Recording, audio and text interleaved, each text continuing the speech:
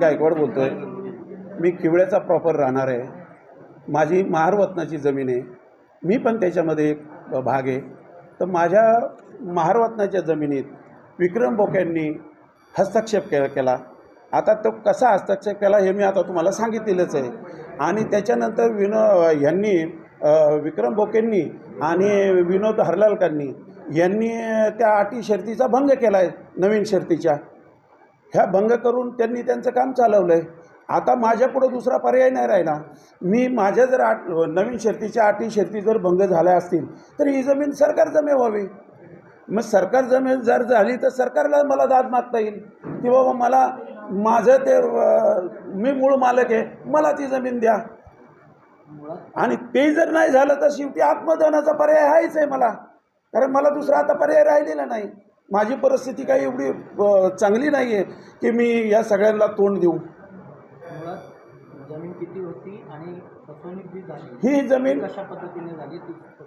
हां, ही जमीन 18 एकर 18 गुंठे एकूण, त्याच्यापैकी 11 एकर मी घेतलेली आहे, माझं खरेदी खत आहे। बाकीची जमिनीवर पण माझे डॉक्युमेंट आहे, पण ह्या लोकांनी ते डॉक्युमेंट कॅन्सल केलं, नोटिसा पाठवल्या, पेपर नोटिसा केल्या, माझ्या परस्पर कॅन्सल केलं आणि शेतकऱ्याकडून त्यांनी ते डॉक्युमेंट करून घेतलं दुसऱ्यांनी, आणि दुसऱ्याकडून मग या विनोद हरलालकडून आलं, म्हणजे फिरून फिरून त्याच्याकडे आलं शेवटी। अशी त्यांनी ही सगळी 18 एकर जमीन आता ॲक्वायर केली। आता हा 18 एकरचा विषय आता झाला।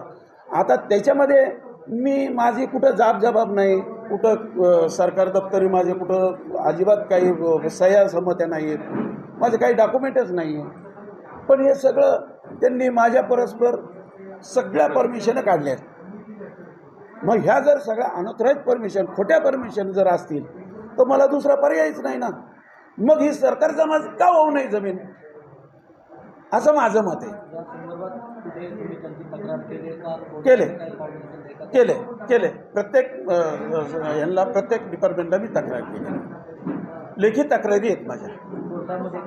हां, कोर्टामध्ये प्रकरण चालू आहे का? हो, कोर्टात आत्ता टाकलंय, आता कोर्ट चालू होईल। आपण जे आंदोलन करताय, कधीपासून आंदोलन? सकाळपासून मी आंदोलन करतोय। कधीपर्यंत राहणार आंदोलन? आता 1 दिवसाची मला मुदत दिली त्यांनी, 1 दिवसाचं माझं आंदोलन त्यांनी सांगितलं करा। जर याच्यामध्ये मला जर काय मिळालं नाही तर मग मी आमरण उपोषण करेन शेवटी।